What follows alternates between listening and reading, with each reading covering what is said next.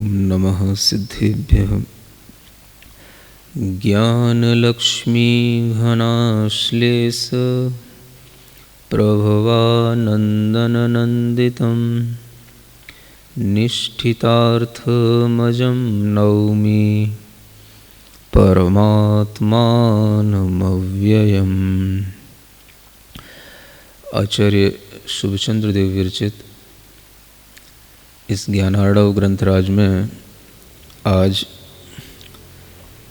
षट्त्रिंश यानी 36वां सर्ग शुरू होने वाला है।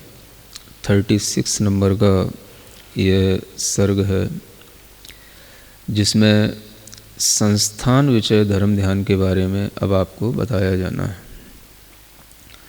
आप लोगों ने आज्ञा विषय, अपाय विषय और विपाक विषय, इन 3 ध्यानों को सुन रखा है। इसी के बाद में ये संस्थान विषय धर्म ध्यान आता है। संस्थान का मतलब विशेष रूप से आकृति होता है। संस्थान माने आकार, आकृति। और आकार में भी यहाँ पर हमें कोई अपने घरों का आकार नहीं देखना, कोई हमें अपने मंदिरों का आकार नहीं देखना। आकार देखना है इस लोक का, और आकार देखना है इस लोक के अंदर भी विभाजित होने वाले जो 3 प्रकार के और लोक हैं, अधोलोक, मध्यलोक, ऊर्ध्वलोक, इनके आकार का चिंतन करना, ये धर्म ध्यान कहलाता है। जब इस तरह के लोक की बात आती है, आकार की बात आती है, तो वर्तमान में हमें इस लोक के बारे में कोई भी जानकारी उपलब्ध नहीं होती है।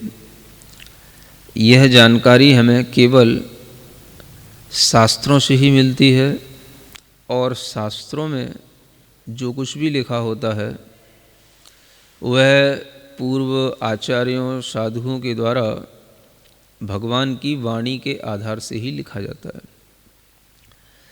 और इस तरह का जो व्यवस्थित वर्णन है, इस वर्णन को पढ़ने से भी आप ये समझ सकते हैं कि यह किसी की कल्पना मात्र नहीं हो सकता है।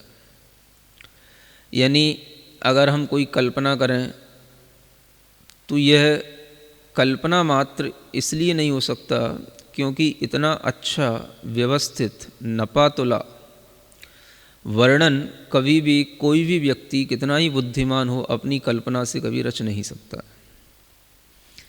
इसलिए अगर हमें यह लोक की जो आकृति जो यहाँ बताई जाने वाली है, लोक के विषय में जो हमें यहाँ ज्ञान दिया जाने वाला है, ये यदि आज हमें वर्तमान में जो भूगोल है उसके अनुसार अगर हमें जानने में नहीं भी आता है, तो भी हमें इस विज्ञान पर, इस ज्ञान पर हमें अपना विश्वास बनाना ही होगा। क्योंकि वर्तमान का विज्ञान तो केवल यंत्रों के माध्यम से, कुछ मशीनों के माध्यम से, कुछ एपरेटसों के माध्यम से ही कुछ देख पाता है, जान पाता है। और जो जान पाता है वह केवल इसी भूखंड के बारे में है जिसमें हम लोग रहते हैं। थोड़ा सा भी इससे दूर हट कर के कोई जानकारी की बात आती है तो विज्ञान की मशीनें काम नहीं करती हैं, अंधे हो जाते हैं हम, यंत्र वहाँ पहुँच नहीं पाते हैं।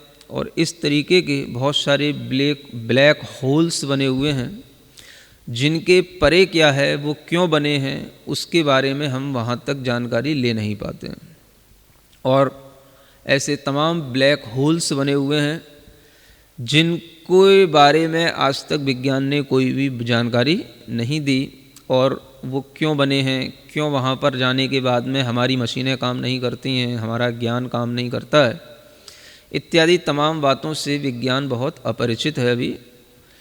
और विज्ञान ये पूरा का पूरा लोक के बारे में खोज कभी भी कर ही नहीं सकता, क्योंकि कोई भी ऐसी मशीन नहीं, कोई भी ऐसे यंत्र नहीं जो राजू पर्यंत, राजू यहाँ पर एक नाप है, जैसे आप लोग किलोमीटर नापते हैं, ऐसे ही पुराने नापों में योजन और राजू आता है।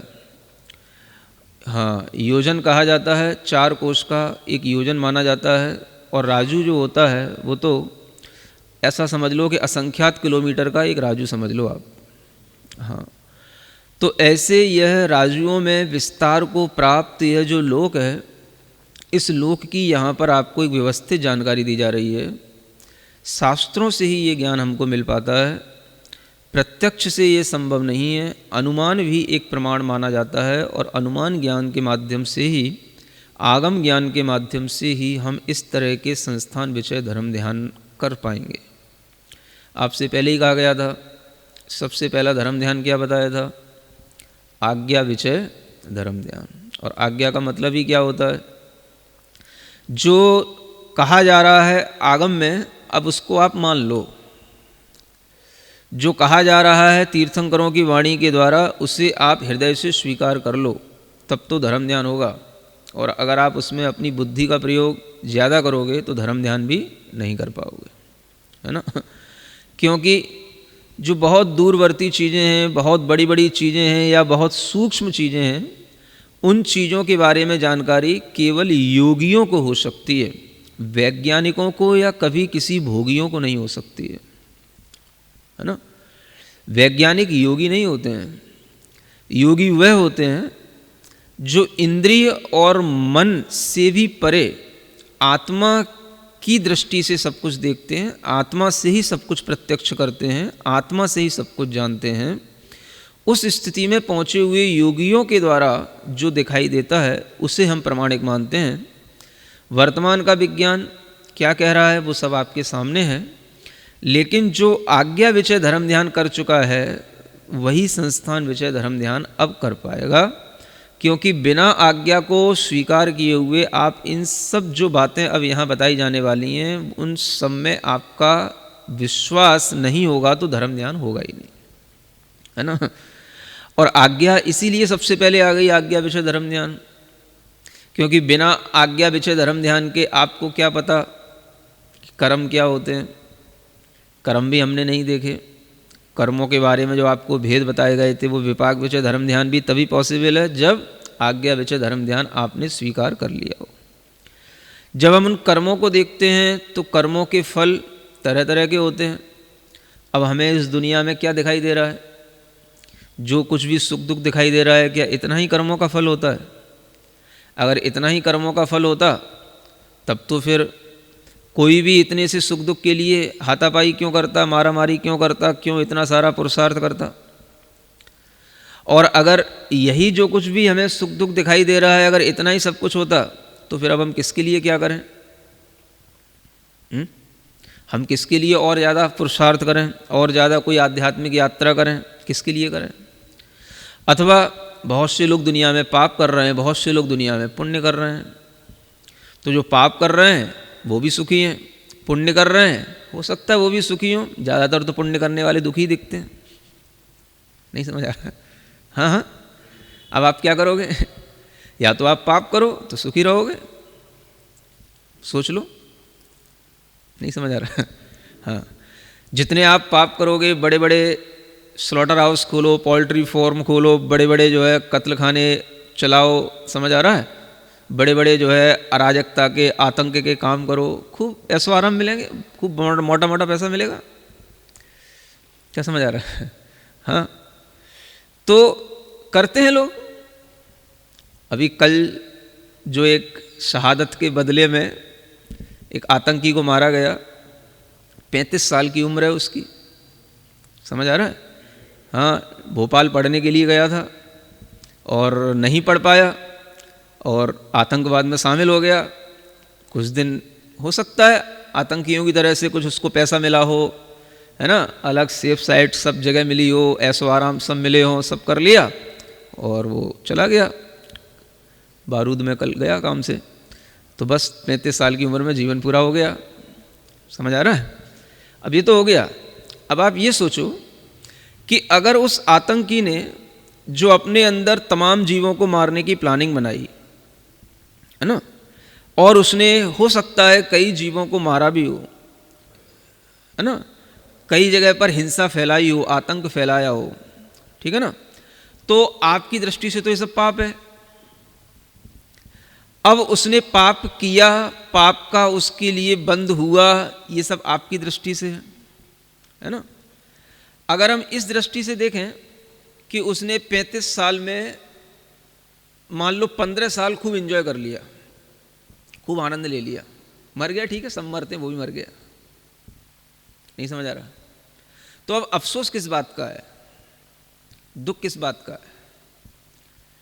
अगर हम ये मान करके चलें कि इस जीवन के अलावा और कोई जीवन नहीं है, तो जो उसने आतंक मचाया, जो उसने पाप किया, जो उसने जीवों की हिंसा की, उसका फल क्या मिला? हमें बस इतना सा बताओ।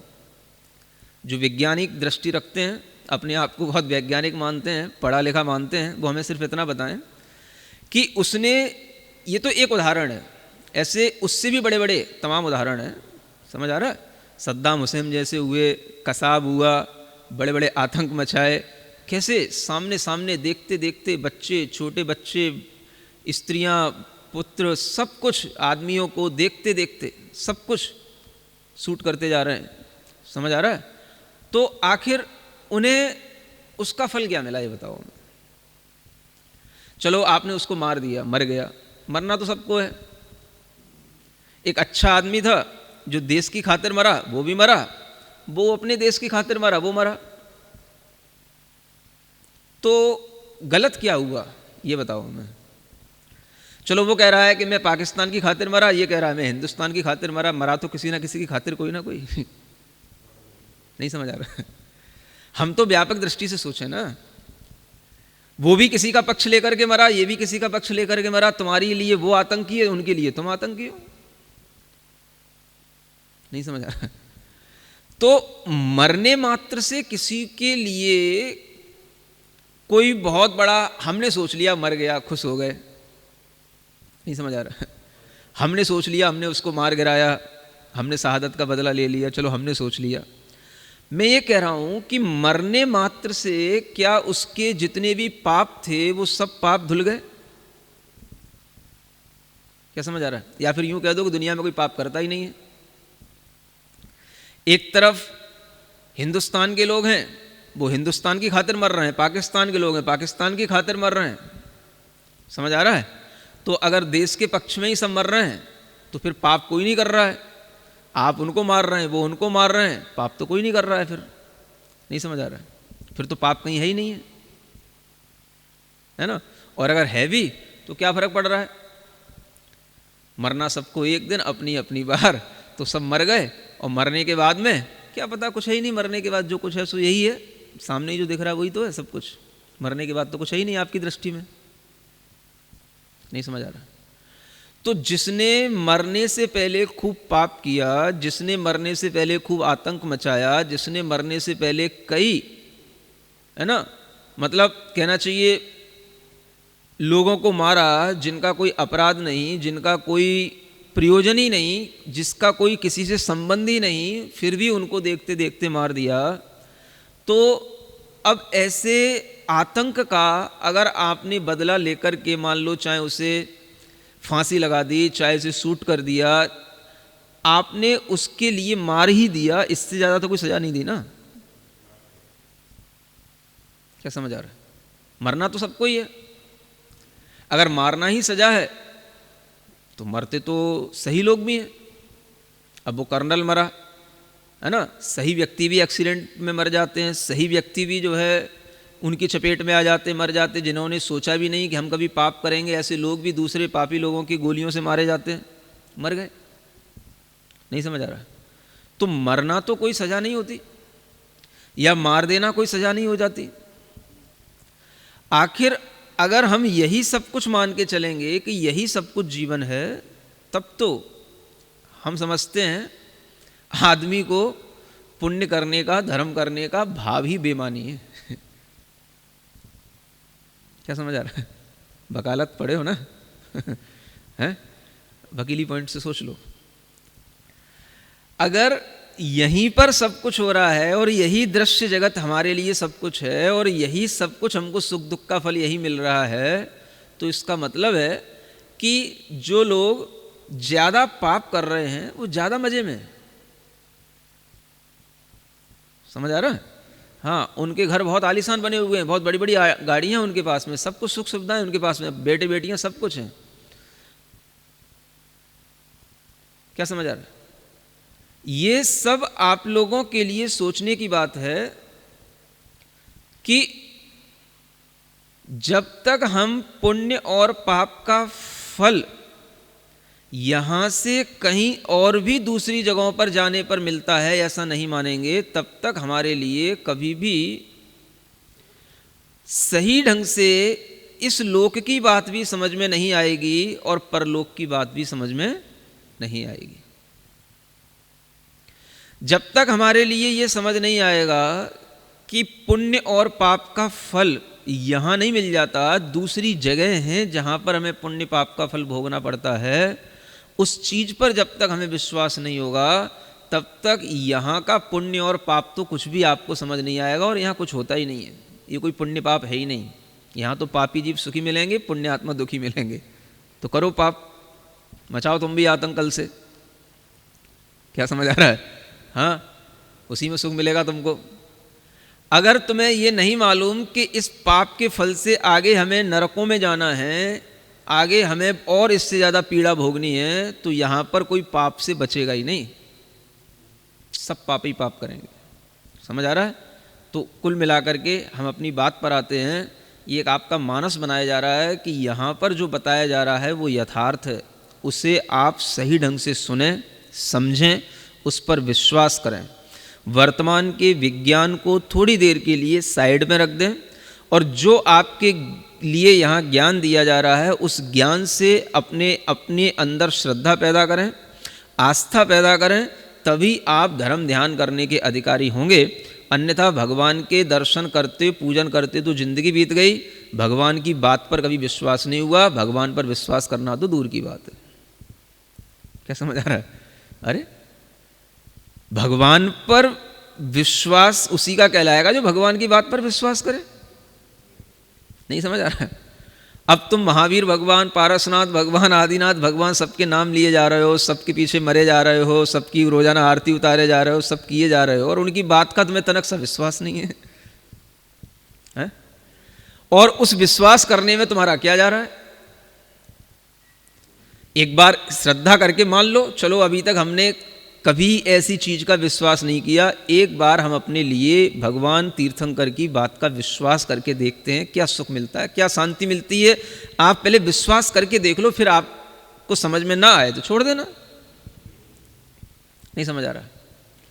तो जो लोग ये मानते हैं कि हमें धर्म पर विश्वास है, मैं ये समझता हूं कि धर्म पर विश्वास तभी जमता है जब हम जिन्होंने धर्म बताया है उनके उस बात पर भी पूरा विश्वास रखें जो उन्होंने पूरी बातें बताई हैं, है ना।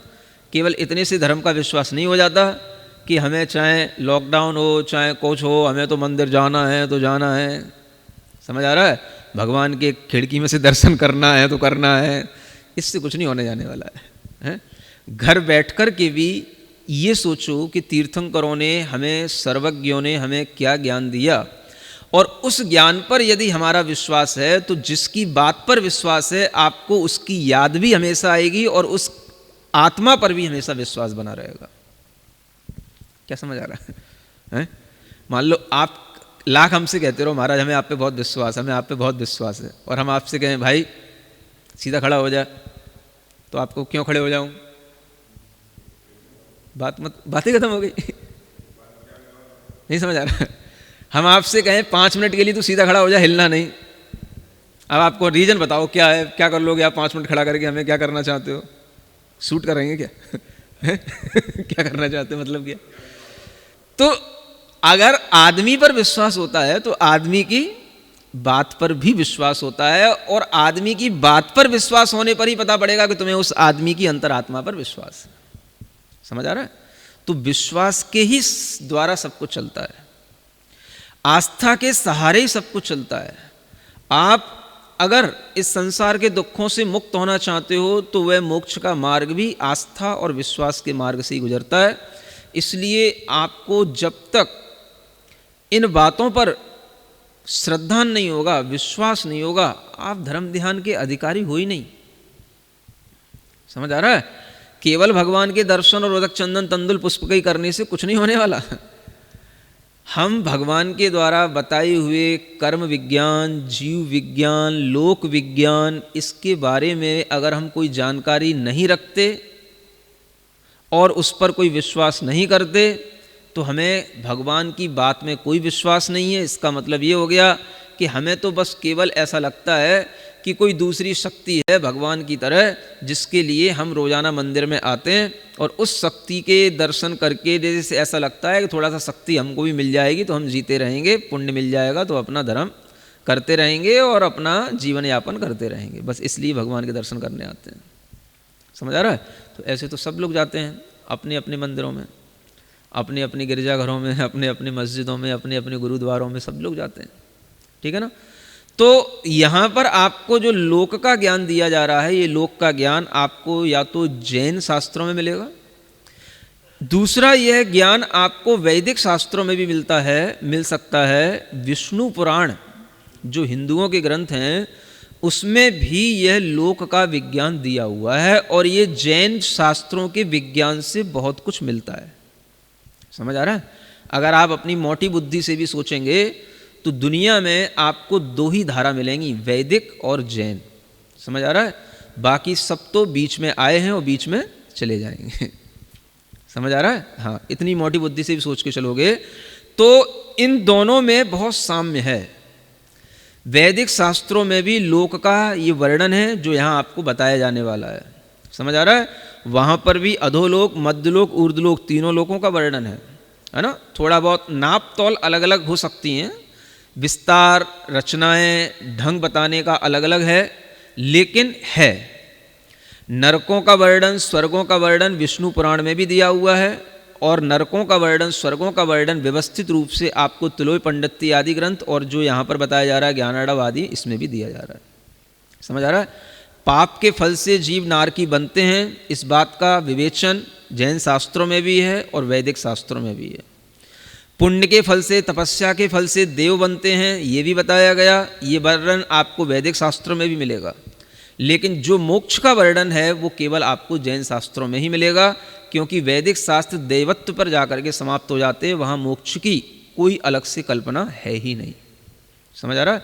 इतना सा सारांश बताने के बाद में मैं ये चीज़ पढ़ रहा हूँ जो यहाँ पर लिखी हुई है। अनंतानंतमाकाशम सर्वतः स्वप्रतिष्ठितं तन्मध्येयं स्थितो लोकः श्रीमत्सर्वज्ञवर्णितः। क्या कह रहे हैं? अनंतानंतम आकाशम सर्वतः स्वप्रतिष्ठितम। आकाश है, अनंत अनंत रूप में है। माने आप आकाश को कभी भी पूरा नाप नहीं सकते हो, है ना? अनंतानंत आकाश है। आकाश में किसी भी दिशा में आप निकल जाओ, अनंत दूरियां हैं, अनंत प्रदेश हैं, अनंत किलोमीटरों तक भी आप आकाश में चलते चले जाओगे, आपको कभी भी उसका पार नहीं मिलेगा। सुन लिया? आकाश कितना है? अनंतानंत है। सर्वतः सभी ओर से, स्वप्रतिष्ठितम स्वयं अपने आप में प्रतिष्ठित है। आकाश एक द्रव्य है। समझ आ रहा है? आकाश भी एक पदार्थ है, द्रव्य है। ये आकाश नहीं जिसको आप देखते हो, ये नीला आकाश, काला आकाश, इसको आकाश नहीं बोलते। नीले काले तो पुद्गल के रंग होते हैं। समझ आ रहा है? आकाश तो अमूर्तिक होता है। अगर आप यहाँ दिखाई दे रहा है, ये आपको सफ़ेद सफ़ेद या लाइट दिख रही है, तो ये भी आकाश नहीं, आप लाइट देख रहे हो, आकाश नहीं देख रहे हो। समझ आ रहा है? इसका वर्णन यहाँ नहीं कर रहा हूँ। इसका वर्णन आपको जब पंच अस्तिकायों के बारे में ज्ञान मिले तो उसमें से पढ़ना। तो आकाश अपने आप में एक अमूर्त द्रव्य है, अनंत रूप में चारों ओर फैला हुआ है और वह स्वप्रतिष्ठित है। माने स्वयं अपने आप में एक द्रव्य है, स्वयं अपने आप में स्थित एक पदार्थ है जिसे किसी ने बनाया नहीं। समझ आ रहा है? तन्मध्ये अयम स्थित लोक, उस अनंत अनंत आकाश के बीच में एक लोक स्थित है। क्या सुन रहे हो? लोक, लोक मतलब जगत संसार जहाँ पर जीव पुद्गल आदि पदार्थ रहते हैं उसे लोक कहते हैं, है ना। आकाश तो अनंतानंत है, तो पूरे अनंत आकाश में सब जगह पर जीव नहीं है, सब जगह पर ये पौद्गलिक पदार्थ नहीं है, इसलिए सब जगह पर आप पहुंच नहीं सकते हो। तो उस अनंत अनंत आकाश के बीचों बीच में एक लोक की रचना है और वह लोक अपने आप में स्थित है। यह श्रीमत् सर्वज्ञ वर्णित, श्रीमत् सर्वज्ञ देव के द्वारा किया गया है ना। यानी सर्वज्ञ देव के द्वारा यह वर्णन है। सर्वज्ञ का मतलब ही होता है जो सभी कुछ जानते हैं, सभी कुछ देखते हैं। इसलिए सर्वज्ञ भगवान की इस वर्णन को ध्यान में रखते हुए आपको यह लोक की जानकारी लेनी है। स्त्युत्पत्ति व्ययोपेतहि पदार्थैश्चेतनेतरहि संपूर्णोऽनादि संसिद्ध कर्तृव्यापार वर्जितः। कैसा है ये लोक? इस लोक में दो ही प्रकार के पदार्थ हैं, एक चेतन पदार्थ हैं और एक अचेतन पदार्थ है, ठीक है। उनके ही भेद प्रभेद करते हुए आप उसमें कितना ही विस्तार करते चले जाएं, ये बात की बात है। लेकिन अगर हम टोटल उसको समअप करके अगर हम कोई चीज़ देखते हैं तो उसमें दो ही प्रकार के पदार्थ समझ में आते हैं। दो ही प्रकार के पदार्थ श्रीमद् सर्वज्ञ भगवान ने देखे, एक चेतन पदार्थ और एक अचेतन पदार्थ। और ये दोनों ही प्रकार के पदार्थ हमेशा स्थिति, उत्पाद और व्यय, यानी उत्पाद व्यय द्रव्य से संयुक्त रहते हैं। चाहे पौद्गलिक पदार्थ हो, मेटलिस्टिक कोई भी चीज़ हो, चाहे वो मैटर से रहित आत्म तत्व जैसा चैतन्य अमूर्त पदार्थ हो, ये सभी में हमेशा कुछ नया उत्पन्न होना, पुराना नष्ट होना और ज्यों का त्यों उस पदार्थ का अस्तित्व बना रहना, ये तीन चीज़ें उत्पाद व्यय द्रव्य के साथ में निरंतर हर पदार्थ के साथ चलती हैं। और इन्हीं पदार्थों से ये लोक मुख्य रूप से भरा हुआ है, चेतन और अचेतन पदार्थ। अचेतन का विस्तार भी बहुत है, चेतन का विस्तार भी बहुत है, उसकी भी यहाँ चर्चा नहीं। संपूर्णो अनादि संसिद्ध है, इस तरह से ये लोक पूरा भरा हुआ है। लेकिन ये ध्यान रखना कि ये अनादि काल से इसी तरीके से स्थित है। अनादि काल से ऐसे ही ये पदार्थ सिद्ध हैं, अनादि सिद्ध हैं ये, है ना। इन्हें सिद्ध नहीं किया गया, बनाया नहीं गया, इन्हें किसी ने रचा नहीं है। इसलिए लिखा हुआ कर्तृ व्यापार वर्जित है ना। कोई भी कर्ता नहीं है इसको बनाने वाला। चैतन्य पदार्थ को बनाने वाला भी कोई कर्ता नहीं, अचेतन पदार्थ को बनाने वाला भी कोई कर्ता नहीं, ठीक है ना। चैतन्य पदार्थ को भी कोई बना नहीं सकता, तो चैतन्य पदार्थ भी किसी भी अचेतन पदार्थ को बना नहीं सकता है ना। जो भी पदार्थ बनते हैं वो सब उसके केवल रूप बस बिगड़ते हैं। पदार्थ तो अचेतन है तो अचेतन ही रहेगा, चेतन है तो चेतन ही रहेगा। ऐसे चेतन और अचेतन पदार्थों से भरा हुआ यह एक लोक है। जो लोक के बाहर अनंत आकाश था वो तो अलोक है, वो क्या कहलाएगा? अलोक। और उस अलोक के बीचों बीच में, अलोकाकाश के बीचों बीच में यह लोक है, लोकाकाश है। इस लोक के अंदर ही यह जीव और अजीब चेतन और अचेतन पदार्थ पाए जाते हैं। और ये सभी पदार्थ अनादि से सिद्ध हैं, माने हमें किसी ने बनाया नहीं, हमें कोई सिद्ध करने की ज़रूरत नहीं है कि मैं कब से हूँ, मैं क्यों हूँ, मैं हूँ तो हूँ, है ना। अनादि का मतलब होता है जिसका कोई भी शुरुआत नहीं है, जिसका कोई भी बिगनिंग पॉइंट नहीं है। ऐसे ये पदार्थ हमेशा से बने हुए हैं और इन पदार्थों से ये लोक भरा हुआ है। आगे बढ़ते हैं। ऊर्ध्वाधो मध्य भागैर्यो बिभर्ति भुवनत्रयम् अतः स एव सूत्रज्ञैस्त्रैलोक्याधार इष्यते। क्या कहा जा रहा है? ऊर्ध्व, अधो और मध्य, उसके तीन भाग हैं, है ना। एक पूरा लोक की पहले बात बताई, अब उस लोक में भी तीन पोर्शन हैं, तीन भाग हैं। उन तीन भागों को धारण करता है यह तीन लोक, इसीलिए कहा जाता है ना। तीन लोक बोलते हैं, तीन प्रकार का संसार, तीन लोक, भुवनत्रय। यह तीन भुवन इन तीन लोकों का ये आधार भी ये लोक ही है, क्योंकि इसी लोकों के ही विभाजन से तीन लोक बन जाते हैं। उपरि उपरि संक्रांत ही सर्वतोपि निरंतर ही त्रिभिर्वायुभिराकीर्णो महावेगैर्महाबल ही। इस लोक के लिए एक बताई जाती है बात कि यह लोक में एक के ऊपर एक है ना, सब तरफ से इसको बिल्कुल लपेटे हुए बेड़े हुए महावेगवान और महाबलवान तीन प्रकार की वायु होती हैं। क्या होती हैं? हाँ, मतलब तीन प्रकार की वायु, तीन प्रकार के वायु के वलय, जिन्हें वात वलय कहते हैं, वलय के आकार में वह वायु बहती हैं, और वो तीन प्रकार के वात वलयों से ही यह लोक चारों ओर से वेष्टित है, घिरा हुआ है। तीन प्रकार के वात वलय ही इस लोक को एक तरह से रोके हुए हैं, साधे हुए हैं, यूँ समझ लो आप। समझ आ रहा है?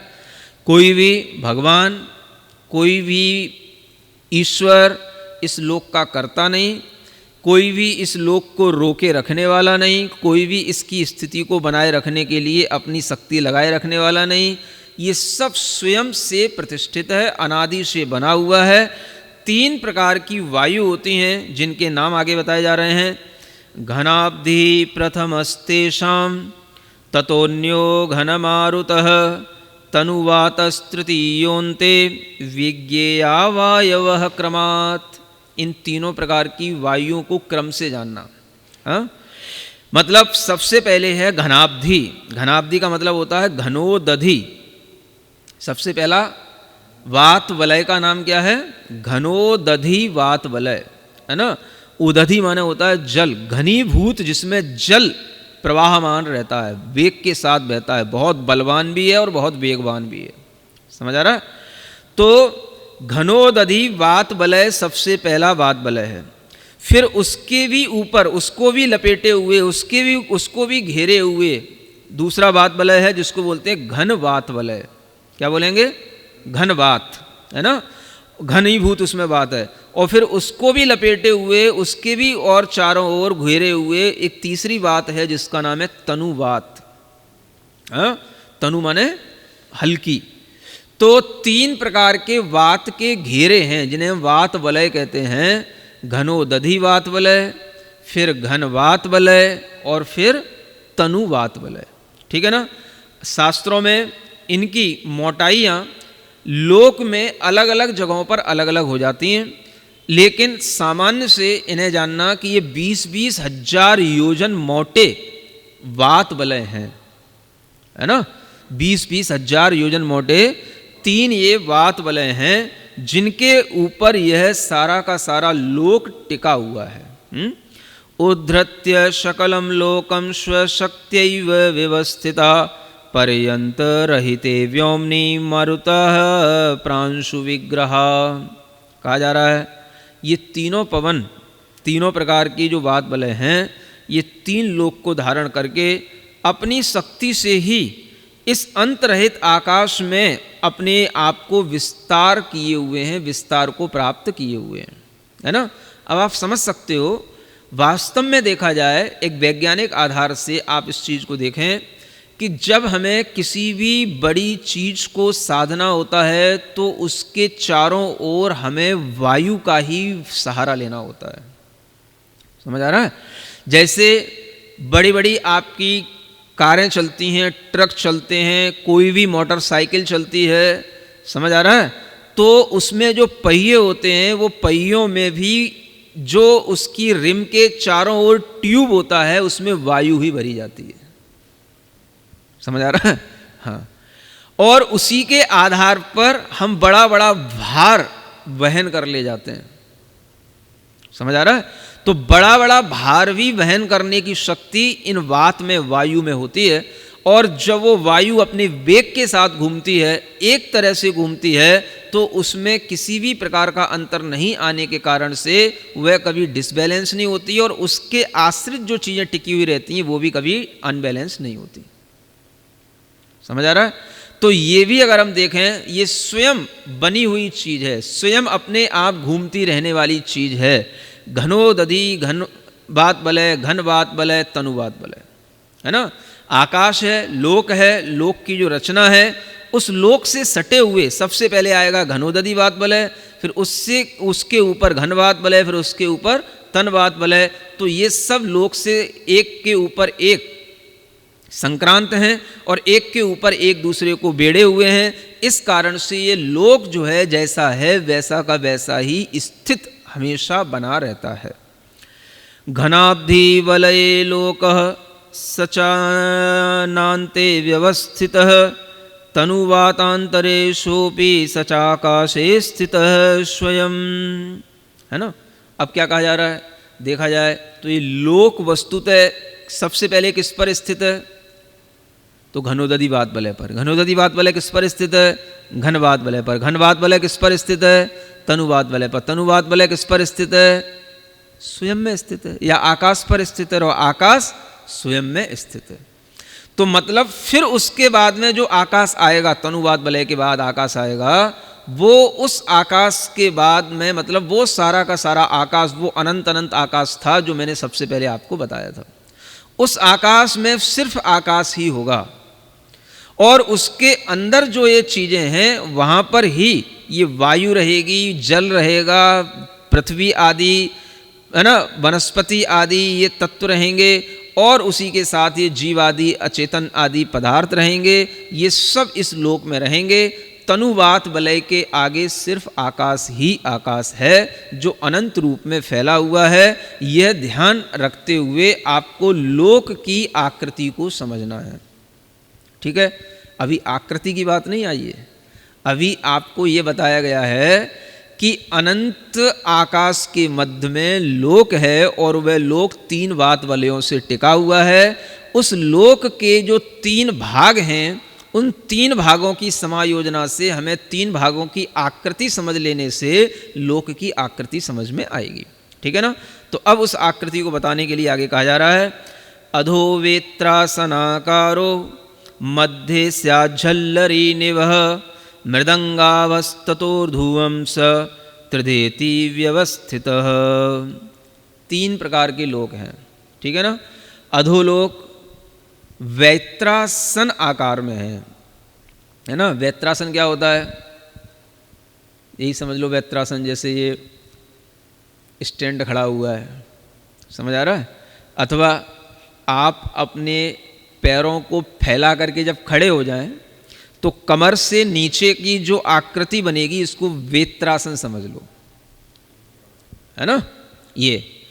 ये कमर से नीचे की जो आकृति, ये पूरा का पूरा क्या हो गया, अधोलोक हो गया, ठीक है। मध्यलोक झल्लरी के आकार का है। झल्लरी माने झालर, है ना, तो वो गोल होती है झल्लरी। तो आपकी जो कमर है वो गोल है, ठीक है ना। मध्यलोक जो है वो गोल आकृति का है, झल्लरी के आकार का, ठीक बात। और उस मध्यलोक के ऊपर जो है ऊर्ध्वलोक है जो मृदंग के आकार का है। कैसे आकार का है, मृदंग, डमरू, आ रहा समझ में हाँ, तो उस डमरू के आकार का है। तो ऐसे ये 3 प्रकार के लोकों के आकृति को ध्यान में रखना है ना। आप अपने दोनों पैर फैला करके अपने दोनों हाथ कमर पे यूं रख करके खड़े हो जाओ, समझ आ रहा है। तो जो रचना बनेगी यही लोक की रचना है। क्या है समझ में, नीचे थोड़ा फैला हुआ विस्तार, फिर ऊपर घटता हुआ कम हुआ, और फिर ऊपर से फिर बढ़ता हुआ थोड़ा गया, और फिर बढ़ने के बाद में फिर ऊपर कम होता चला गया, ऐसा। कैसे समझ में आएगा, सिंपल से समझो हैं। मान लो कोई गिलास होता है, गिलास है ना, सिंपल से समझने के लिए गिलास है। तो गिलास को आप उल्टा रख दो पहले, ठीक है ना, और फिर गिलास उल्टा रखने के बाद में उसके ऊपर सीधा गिलास रख दो समझ आ रहा है। तो कुछ आपको समझ आ सकता है कि हाँ ऐसा, पहले नीचे से ऊपर तक आते आते कम हुआ और फिर ऊपर जाते जाते पहले बढ़ेगा। कहाँ तक बढ़ेगा? यहाँ तक बढ़ेगा, जहाँ तक अपन कमर पे हाथ रखें ये फैल रहा है ना, यहाँ तक, ये इधर, ये यहाँ तक बढ़ेगा, फिर यहाँ से फिर कम होना शुरू हो जाएगा। तो इस तरह से यह लोक का ये आकार इस तरह का बना हुआ है। कमर के ऊपर ऊर्ध्वलोक है, कमर का घेरा जो है वो मध्यलोक है और कमर के नीचे अधोलोक है। ऐसे 3 लोकों की यह रचना इस मनुष्य की आकृति के अनुसार बन जाती है। समझ आ रहा है? 14 राजू तंग नभ लोक पुरुष संठान तामे जीव अनादिते भरमत है बिन ज्ञान। पढ़ते रहते हो ना 12 भावना में, नहीं जान?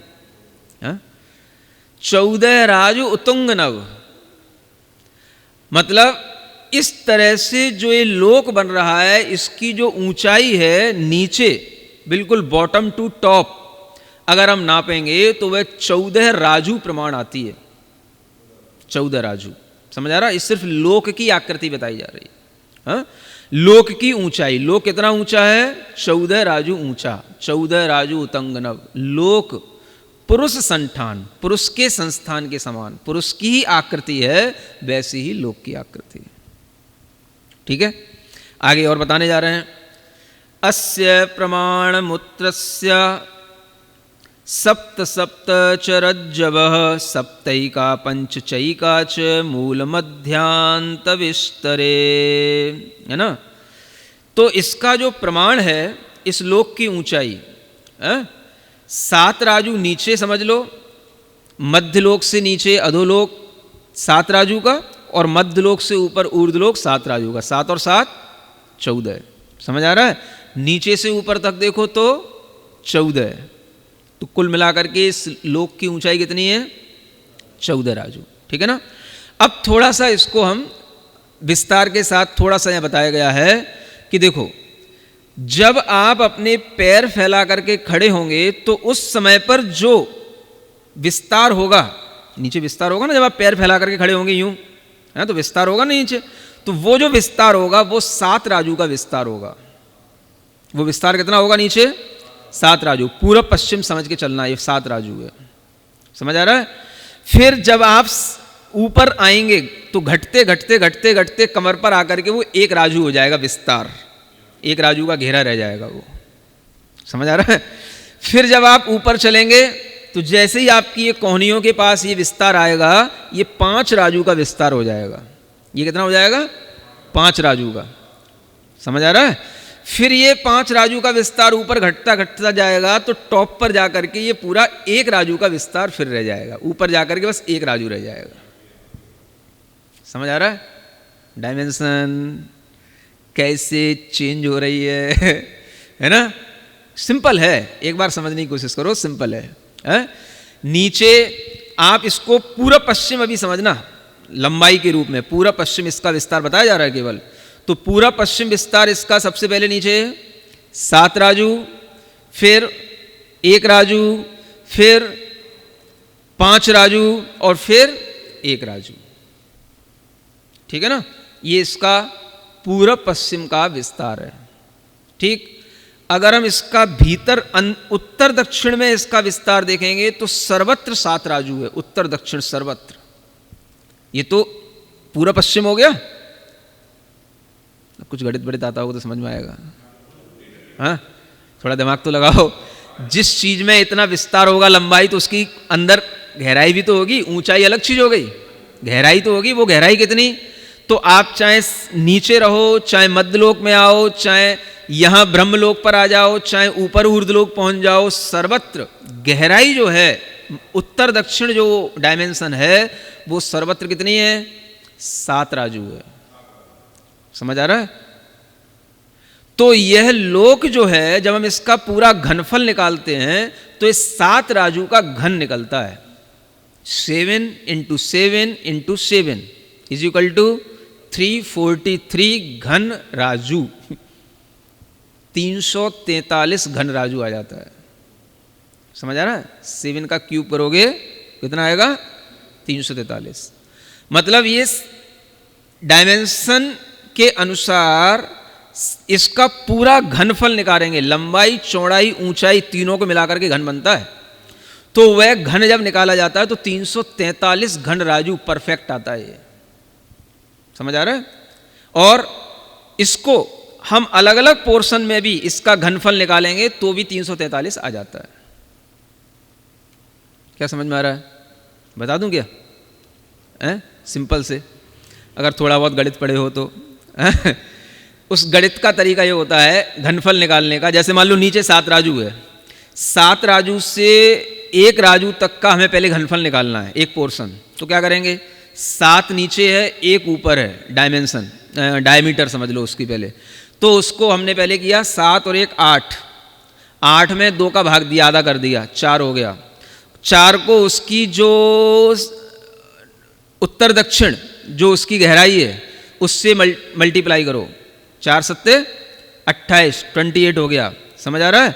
और 7 ही उसकी ऊंचाई है, तो 28 को 7 से फिर मल्टीप्लाई करो, कितना हो गया? जल्दी बोलो। 196। समझ आ रहा है? ये नीचे का घनफल आ गया। अब ऊपर का हमें घनफल निकालना है, तो ये 1 राजू है, समझ आ रहा है? और यहां पर हम आए कितने पर? नहीं, ये जो हम कमर के पास तक का, इसको हम 2 पोर्शन में करेंगे, है ना। कमर के पोर्शन में ये जो है मतलब 5 राजू यहां पर विस्तार हो गया। समझ आ रहा है? कितना हो गया? यहां पर आकर के 5 राजू इसका विस्तार हो गया, तो 5 और 1 6।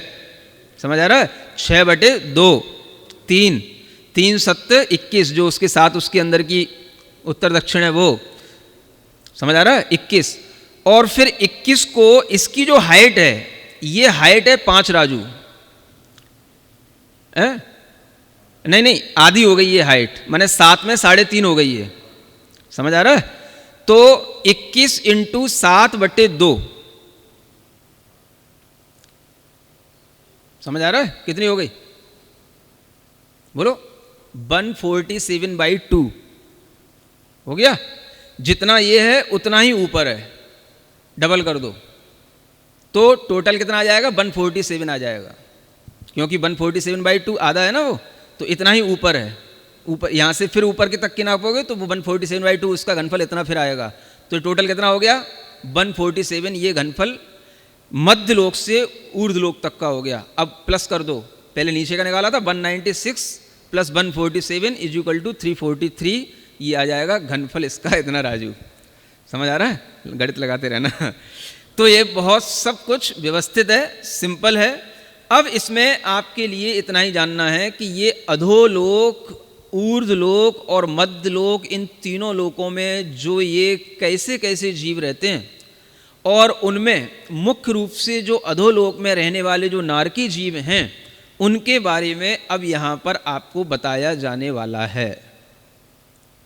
समझ आ रहा है? ज़्यादा ज्ञान आपको नारकियों का दिया जाएगा, अब आप तैयार रहना। समझ आ रहा है? हाँ, अब आपके दिमाग में इतना नरक फिट कर दूंगा कि चाह करके भी पाप नहीं कर पाओगे। समझ आ रहा है? हाँ, बस सुनते रहना, बाकी जिम्मेदारी हमारी। तो अब यहाँ से नरक का विस्तार है। इस संस्थान विषय धर्म ध्यान में तीनों लोकों में जो सबसे ज़्यादा विस्तार की बात अगर ज्ञानार्णव में है तो नरक के बारे में बताई गई है। तो नरक की अच्छी खासी जानकारी आपको आगे दी जाएगी। आज के लिए इतना ही पर्याप्त है ना। सीधे बैठ। आज हम आज्ञा विषय धर्म ध्यान करने के लिए अपना मन तैयार करते हैं।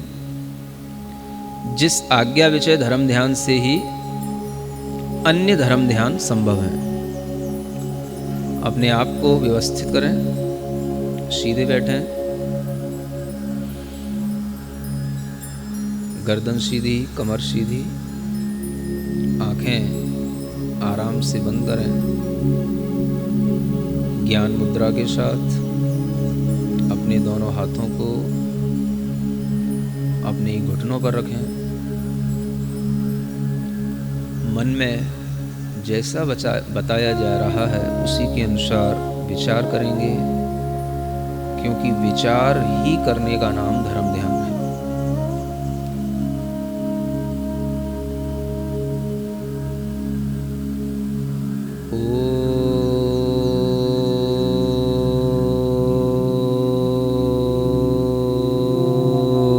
ओम अर्हं नमः। ओम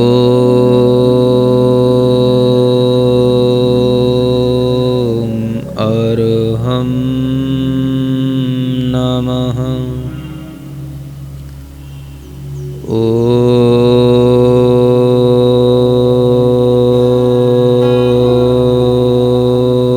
ओम अर्हं नमः। गहरी लंबी श्वास लेकर शांति से बैठेंगे।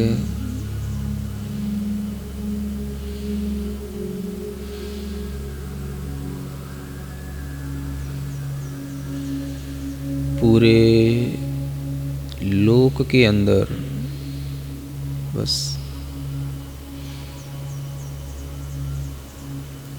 पूरे लोक में अनंत जीव हैं, अनंत पुद्गल पदार्थ हैं। धर्म द्रव्य है, अधर्म द्रव्य है, काल द्रव्य है, आकाश द्रव्य है, जो अत्यंत सूक्ष्म है, सर्वज्ञता के अलावा जो किसी के ज्ञान में नहीं आ सकते। ऐसे अनेक सूक्ष्म द्रव्यों से भरा हुआ यह लोक संपूर्ण लोक को, जो अपने केवल ज्ञान में भी एक छोटे से द्वीप की तरह देखते हैं, जिनका ज्ञान इतना बड़ा है कि उस ज्ञान में हमें यह पूरा लोक भी बहुत छोटा सा दिखाई देता है। पूरा तीन जगतमय यह संसार सर्वज्ञ भगवान की आज्ञा से ही जानने में आता है। अधोलोक में अनेक नारकियों का आवास है। मध्यलोक में मनुष्य, तिर्यंच और कुछ देव भी रहते हैं। ऊर्ध्वलोक में देवों का ही आवास है और सबसे ऊपर सिद्ध लोक है, जहाँ पर मुक्त आत्माएं वास करती हैं। संसार का प्रत्येक पदार्थ सूक्ष्म से सूक्ष्मता की ओर जब हम देखते हैं तो परिणमन, परिवर्तन, उत्पाद व्यय द्रव्य के माध्यम से कर रहा है। यह मैं सर्वज्ञ भगवान की आज्ञा से जान रहा हूँ, श्रद्धान कर रहा हूँ, पूर्ण रूप से इसी तरह से देख रहा हूँ। संसार के प्रत्येक पदार्थ में, चाहे वो चेतन हो, अचेतन हो, शुद्ध हो, अशुद्ध हो, निरंतर प्रति समय पुरानी पर्याय का नाश होता है, नई पर्याय उत्पन्न होती है। द्रव्य अपने स्वरूप में ज्यों का त्यों बना रहता है। ऐसे सूक्ष्म विज्ञान को बताने वाले सर्वज्ञ देव की आज्ञा का विचार करते हुए इस आज्ञा को मैं प्रामाणिक मानते हुए अपनी श्रद्धा से इस आज्ञा को स्वीकार कर रहा हूँ। संसार के सभी जीवों में अनेक तरह के परिणाम हैं, भाव हैं, विचार हैं, अनेक तरह के कर्म बंध हैं। वो सब सर्वज्ञ भगवान के ज्ञान में उनकी बंधने की प्रक्रिया, उनके झड़ने की प्रक्रिया, उनकी शक्ति में कमती बढ़ती होने की प्रक्रिया सब देखने में आई है। अत्यंत उपकारी उन अरिहंत सर्वज्ञ देव ने हमें कर्म विज्ञान का बहुत बड़ा ज्ञान दिया है। मैं उसे आस्था से, श्रद्धा से स्वीकार करता हूँ। सर्वज्ञ भगवान के ज्ञान की बात जो मैं अपने कान से सुन रहा हूँ, इस श्रुत ज्ञान को मैं पूर्णतया स्वीकार करता हूँ। श्रुत ज्ञान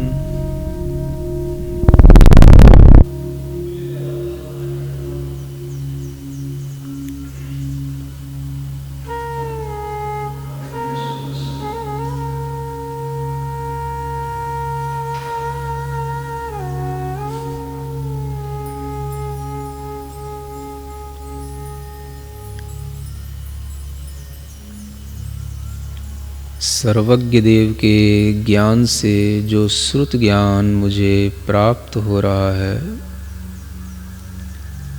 मैं उससे पूरे जगत को जान रहा हूँ, उसी तरह से मान रहा हूँ। संसार के सभी प्राणियों में कर्मों को बंधता हुआ, कर्मों के अनेक तरह के अपकर्षण, उत्कर्षण आदि को मैं देखता हुआ भगवान जिनेंद्र देव की आज्ञा के अनुसार जीवों का परिणमन देख रहा हूँ। इस संसार में कुछ भी नया नहीं है। सभी पौद्गलिक पदार्थों का भोग उपभोग पहले किया जा चुका है। इस संसार में जो भी जीव पहले हुए हैं, उन सब के बारे में भी ज्ञान देने वाले सर्वज्ञ भगवान ने हमें भूत, भविष्यत और वर्तमान का तीनों कालों का ज्ञान दिया है। मैं सर्वज्ञ देव की आज्ञा को स्वीकार करता हूँ। सूक्ष्म तत्वों का विवेचन, अत्यंत दूरवर्ती पदार्थों का विवेचन, अतीत काल का विवेचन, सभी कुछ सर्वज्ञ के अलावा नहीं जान सकता। सर्वज्ञ के अलावा कोई नहीं देख सकता।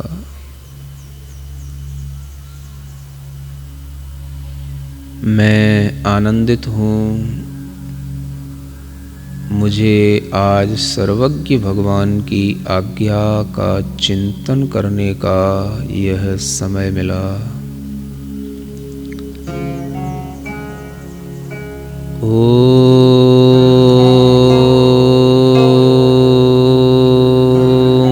अरहं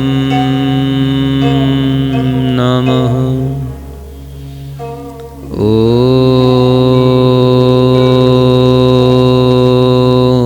अरहं नमः।